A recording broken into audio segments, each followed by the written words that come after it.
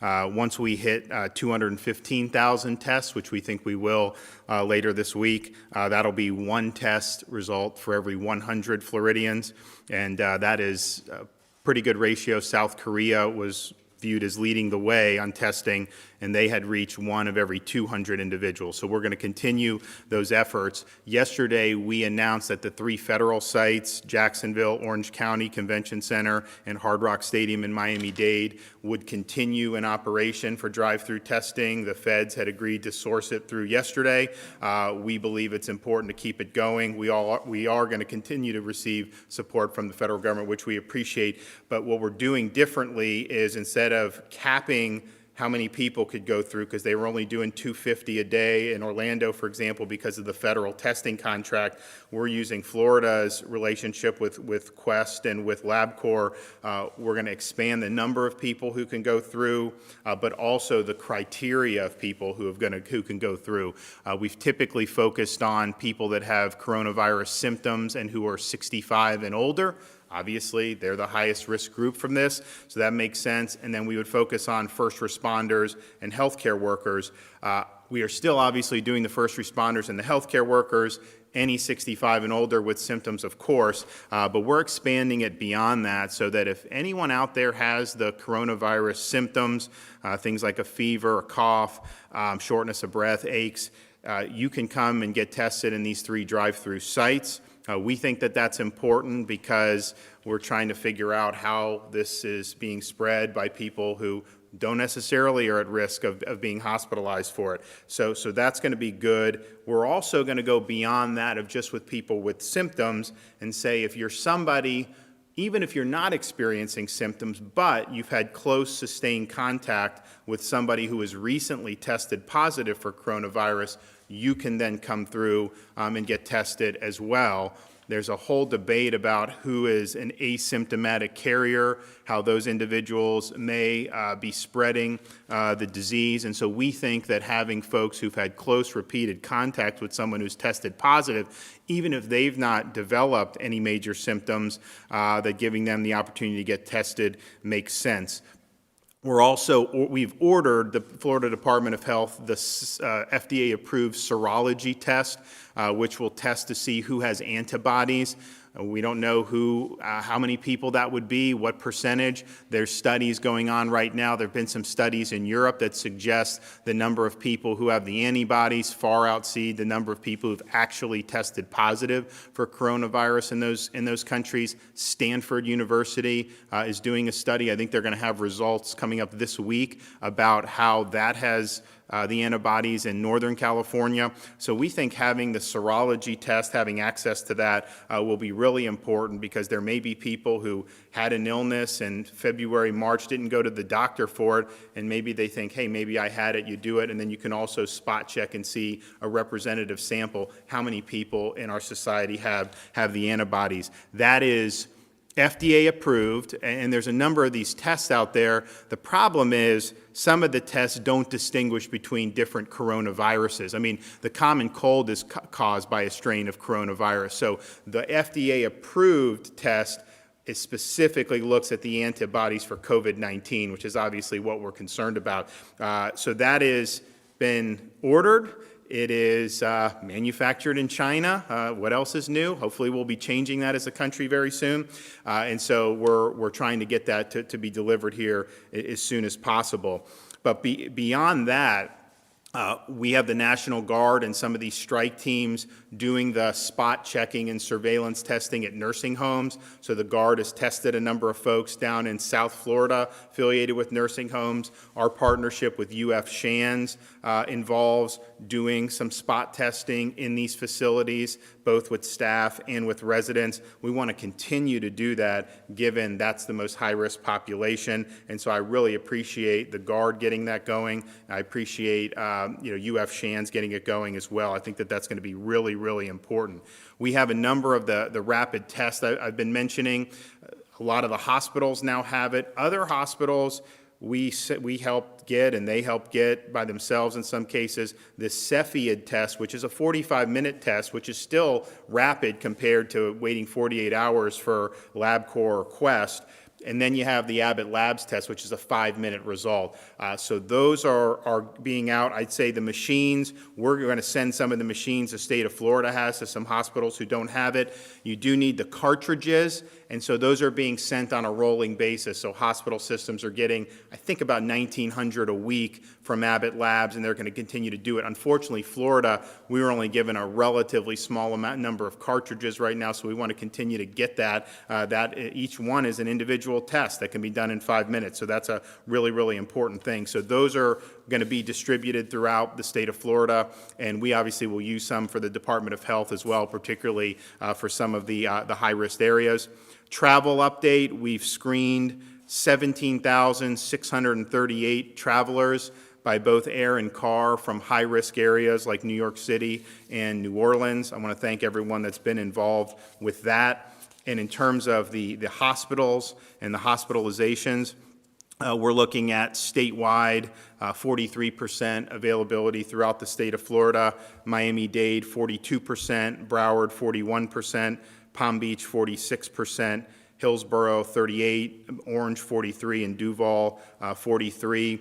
If you look at how this is affecting Florida, we have about 60% of the cases are in the 3 southeastern Florida counties, Palm Beach, Broward, Miami-Dade. More than 60% of the hospitalizations are in those 3 counties as well. And so if you're looking at, it's not a uniform picture throughout the state of Florida. You know, we were just in Jacksonville yesterday with the testing center. I think that their numbers have looked very stable, very low positive test rate even with people with symptoms. And then obviously, you know, Miami, Broward, and Palm Beach, they have the most positive tests, the most hospitalizations, and unfortunately, the most fatalities. So we're going to continue to do, but I think a lot of people are doing a lot of great things throughout the state of Florida. So we just ask that people keep doing what they're doing, and let's beat this thing as best we can. But it's been tough for people, and I really appreciate all people have pitched in, have done their part, and I think it's really making a difference. Today, I'm happy, though, to make an announcement. I announced recently that given we are in this pause period, you look on the roads, there's not a lot of traffic, that gave us an opportunity to make some progress on key projects, infrastructure projects. You can close more lanes, you can have people work longer, and you can really make progress so that when we do come back economically, we're going to be able to have better infrastructure. And so Kevin is already sent people. We've already been working on that. People are there doing their things in different parts of the state. One of the projects, though, that I kept asking about was this I-4 project, because if you've ever traveled that way in I-4, there's been a long time coming in terms of the construction there. Can be very congested at times. Given that the traffic has gone down so much, I've asked him to work with the private contractors and speed up the I-4 Ultimate project in Orlando. And I'm pleased to announce today that the Secretary and the Florida Department of Transportation will be doing just that. Working with the public-private concessionaire, FDOT has identified several segments of the I-4 Ultimate that they will accelerate by between 1 and 2 months. As many of you know, this is kind of the central thoroughfare in Central Florida. It's in desperate need of significant improvement, and this project is a $2.3 billion project that involves reconstructing 21 miles of the interstate in both Orange and Seminole counties. And so the segments of the project we are accelerating include large portions of westbound I-4, beginning at the State Road 434 interchange in Longwood, extending through downtown Orlando, and parts of the State Road 408 interchange, which is the most heavily traveled interchange within the I-4 Ultimate project. Primary goal of the expedited construction effort is to focus resources to complete the main travel lanes throughout the downtown corridor, which will help facilitate new connections to State Road 408 and other major access points. To accomplish this shortened timeline, the contractor will increase daytime operations by closing additional lanes along various segments of the highway and implementing short-time road closures on some less traveled roads. This will increase overall productivity with minimal conflicts and improve overall safety within the corridor. And importantly, none of these changes will increase the cost to the Florida taxpayer. I'm very aware of the importance that I-4 plays in the moving of people and goods through the region, and I'm looking forward to this project being completed as soon as possible. I have the Secretary here. He's got some great billboards. I want him to be able to explain in detail what they're doing, but bottom line is we should take advantage of this pause. There's a lot of things that people aren't able to go to work. A lot of kids aren't going to school, and so there's a lot of negatives involved. The fact that we don't have as many people on the roads, let's take advantage of that and try to make some progress, and that's exactly what Kevin's doing. So Kevin, can you explain in further detail what's going to be done? Sure. So thank you, Governor, and thank you for the opportunity to be able to do this. As the Governor mentioned, he challenged us a week or so ago to take advantage of the reduced traffic we see statewide on a lot of our major thoroughfares, and clearly one of the things that we were focusing on was trying to get where the traffic has the most congestion, and when we have the ability to really move the needle and make the difference in getting that construction completed. You'll see here on this one graphic that's posted, and it's also behind the Governor. This just shows you the map of the different segments here. As the Governor mentioned, the focus area here is to try to get the westbound general lanes to be in their ultimate configuration, or their final configuration. So we're focusing our efforts from on the north end there at State Road 434.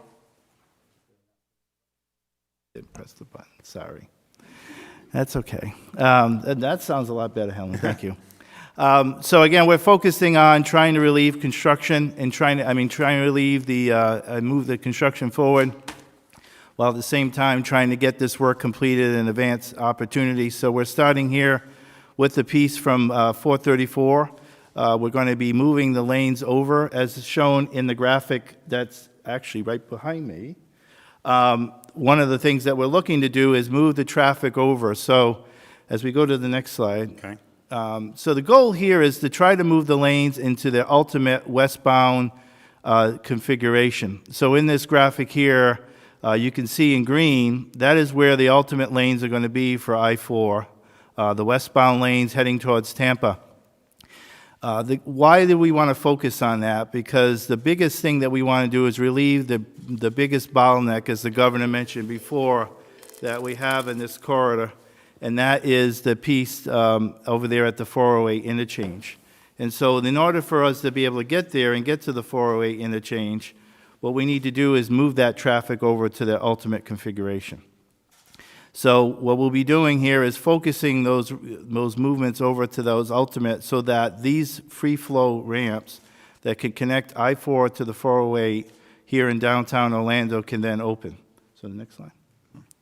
So one of the things that we first have to do is move traffic over. Today, traffic that's westbound on I-4 is in what is in the red lanes, and we want to move them over into the green. So we'll be building that little switchover to move them over into the ultimate west lane configuration. As you can see here, although these aerial photographs are about a few weeks old, there's been a lot of progress being made in the corridor. They've already completed a lot of the bridge work that's over these different crossroads, and so we make this crossover, then we can move that traffic over again.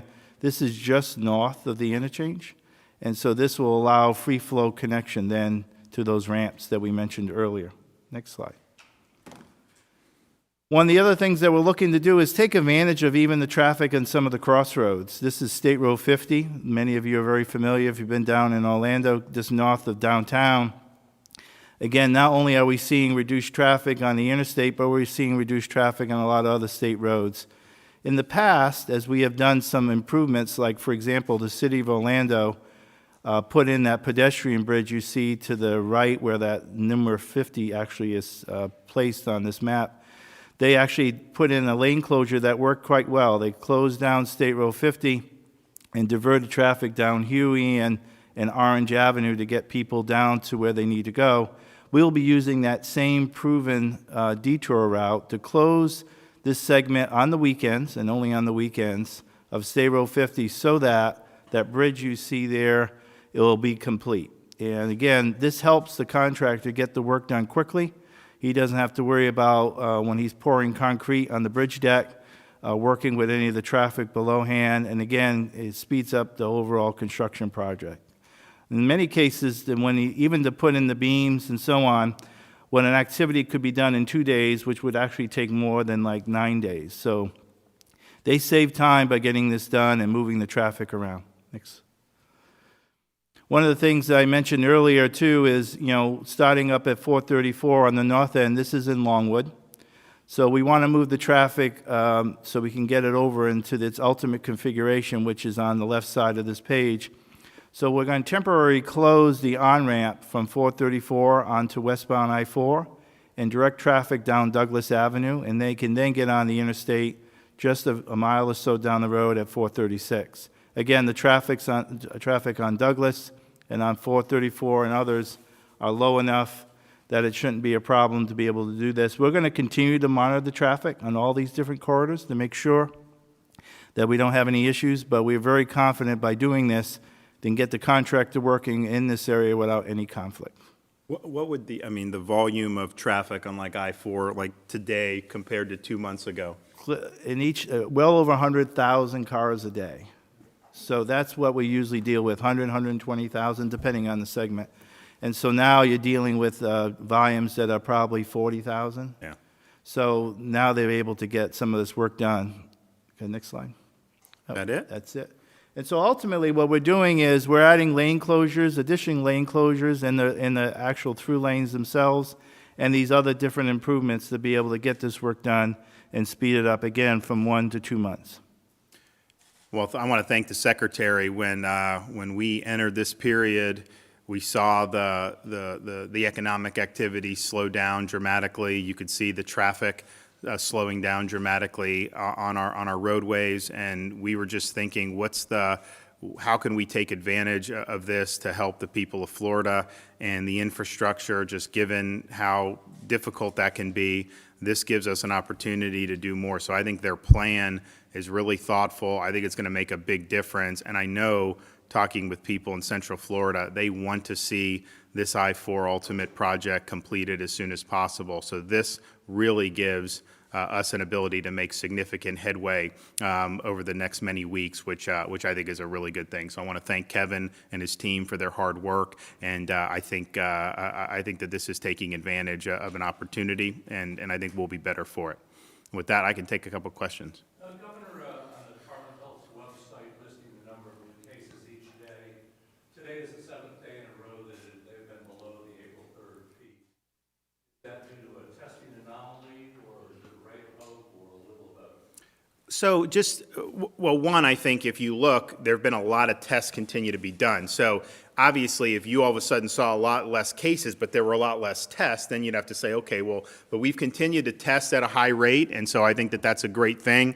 And if you look around the state, what I would say is you're certainly not seeing exponential growth in many of the, even in Miami, it's more linear as you increase the testing. So I just think people can just keep doing what they're doing, and I think we're making tremendous progress. But we're going to continue to test a lot. If you look around the country, there's states, a number of states that have more cases than us, that are much smaller and that have way less overall tests than we've done. I believe in having really expansive testing. That means you're picking cases and you're identifying cases that if you tested half as much, you just wouldn't identify as many. But I think it's better to have as broad-based testing as possible because it gives you the baseline to be able to see how these things are going. Governor, there does appear to be exponential growth in long-term care facilities. Are long-term care facilities doing enough? I think many are doing a great job. I mean, we had a case in Suwannee County where you have, I think, 40 staff members were infected, and so there was an outbreak. It did infect some of the residents. And if you're not using the PPE, if you're not following the restrictions and regulations that ACA has put in, you're going to put some of these residents at risk. So I think most of them throughout Florida have been on really heightened alert. Of course, they have to be guarding against infections all the time, because even if you didn't have a coronavirus, if you have patients who are elderly, who are medically fragile, you don't want any type of infection. So infection control is always very important. This coronavirus, it's even more so. So I think many of them have really heeded the call. I think they followed the regulations that we put in very early that are very tough. And I think the staff has done the PPE, which we're requiring, which you really normally wouldn't do under normal circumstances. So that is something. And then what we're going to be able to do is we're going to continue to identify additional cases there because we're focusing additional testing resources on those facilities. They're doing it down in Miami with the Guard. UF Shands is doing it in Northeast Florida. And as this Abbott test, as we get more and more cartridges, that obviously is going to be a priority to do some surveillance testing. If you're testing areas where you don't necessarily have an outbreak identified, you can try to see if you start to see a case here or there, and then if you do identify something, particularly with a staff member, then that staff member can be isolated, and then the rest of the people can be tested, and you can hopefully contain it. The staff, though, if you're sick, you should not be going to work at these facilities right now. It's just, you should never do that. But now, it's just irresponsible to do, and there have been examples of some of the staff members going into these facilities, and not all just like the caretakers, people that are in service and other parts of it, and that is something that's problematic. One last question. Lines or benchmarks are you looking at?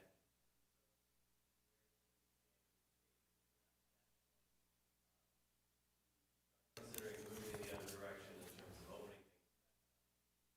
Well, we're looking at it on an hour-by-hour basis, and so we will just follow it, watch the trends, and then make decisions accordingly. I'm in contact with the White House on a daily basis. We're obviously in contact with our Department of Health officials here. We also talk to different officials in different communities because I think that different communities are dealing with this. I think the problem is different in different parts of the state right now. So we're looking at all that, but I think the main thing is I think if Floridians just continue doing what they're doing, I mean, look at our senior citizens. I think they've done a great job. I mean, very early, it was pretty obvious that this was a virus that had a disproportionate impact on our seniors and people with chronic illnesses. And we said, stay away from crowds, stay home as much as you can, be careful out there, and I think that they've really responded well. So if people just keep doing that, I think that we'll go in a good direction. Of course, I give the update every day on the hospitalizations. That is really the flattening the curve when that was put into vogue last month. The theory behind it, or the purpose of it, was when you have an infectious disease, if it expands too rapidly, it could overwhelm the healthcare system and your healthcare resources. And so we obviously wanted to do things in Florida to prevent that from happening. Clearly, I think if you look throughout the state, we have a lot of capacity in our hospitals. Even in Southeast Florida, where you've had the most cases by far, you have capacity there. We also have made arrangements to have additional capacity if needed. And, I've always said, I hope we don't need any of that. You plan for the worst and hope for the best, and that's what we're doing here. But I want to again thank Secretary Thibault and his team they didn't have a lot of notice on this. As soon as we kind of went into this period in March, I said, we got to get some of this stuff done. They had a whole bunch of great stuff, $2.2 billion. I asked about I-4. It wasn't as simple as just them doing it because of the partnership, but they worked diligently on it and are going to be able to deliver results. So thank you for that. Thank you. I wonder if I could ask you quickly, I did not hear you address the Howard Lansing Bridge. I know the governor.